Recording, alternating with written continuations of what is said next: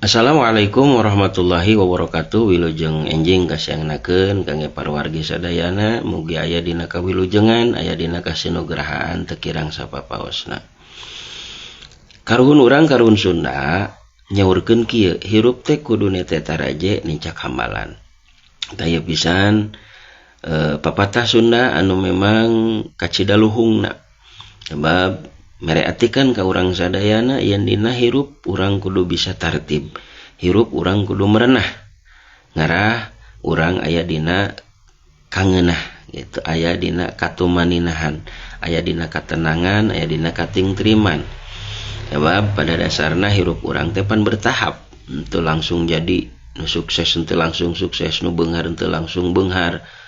Kabeh ge aya hambalanana, kabeh ge aya titincakan anu kedah di tete. Artina ieu pisan hal anu kudu jadi perhatosan urang sadayana. Yen urang hirup kudu nete taraje nincak hambalan, hirup urang kudu tartib, kudu merenah, kudu sesuai sareng aturan, kudu sesuai dengan prosedur cek bahasa ayeuna mah.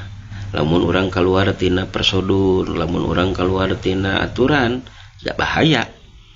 Itu lain sugema malah kuciwa. Nah ieu pisan nu ku urang dipahing. Ku hal sakitu papatah karuhun urang, karuhun Sunda nyaurkeun kudu nete taraje nincak hambalan teh kudu urang tartib dina sagala rupina.